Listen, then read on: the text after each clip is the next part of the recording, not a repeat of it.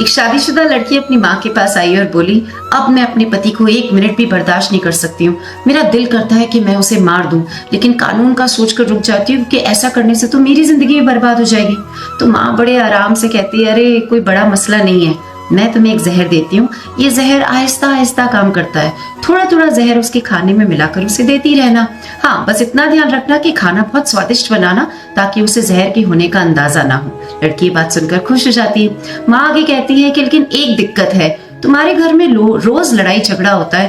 पूरे खानदान को, रिश्तेदारों को, पड़ोसियों को, दोस्तों को, सबको पता है तुम दोनों की आपस में नहीं बनती, तो शक तो तुम पर ही जाएगा। तो तुम एक काम करना, जब तक जहर अपना असर दिखा रहा है तब तक तुम घर का माहौल बदल देना, उसके साथ प्यार और मोहब्बत से रहना, उसकी बात मानना, उसे खुश रखना, उसे इज्जत देना। तो लड़की कहती है ठीक है, कुछ ही महीनों की बात है, मैं ऐसा कर लूंगी। और वो जहर की पुड़िया अपनी माँ से लेकर अपने घर आ जाती है।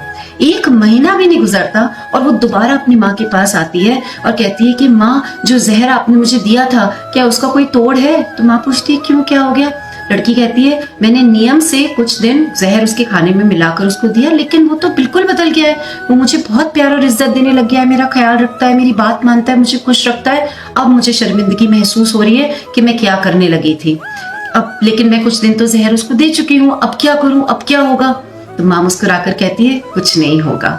लड़की को बड़ा आश्चर्य होता है। वो पूछती है क्यों, ऐसा क्यों कह रही हो? तो माँ कहती है क्योंकि उस पुड़िया में जहर में हाजमे का चूर्ण था। जहर उसकी जिंदगी में था तुम्हारा रवैया, तुमने रवैया बदल लिया तो बस सब कुछ ठीक हो गया। जब मैंने कहानी पढ़ी तो मुझे 2 बातें समझ में आई। पहली, हम इंसानों का स्वभाव है, हमें हमेशा खामियां, कमियां, गलतियां सामने वाले में नजर आती हैं। हम हमेशा दूसरों से उम्मीद करते हैं कि वो सब कुछ सही करने की कोशिश करें, हम अपने अंदर झांकना भूल जाते हैं। गालिब साहब का एक बहुत अच्छा शेर भी है इस पर कि मैं उम्र भर ये गलती करता रहा, धूल चेहरे पर थी और आईना साफ करता रहा।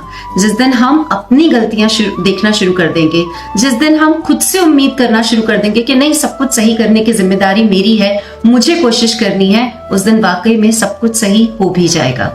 नंबर 2, घर में बड़े बुजुर्गों का होना बहुत जरूरी है, क्योंकि जिंदगी की जो सीख उनके अनुभव से हमें मिल सकती है ना, वो किसी किताब या कहीं और से नहीं मिल सकती।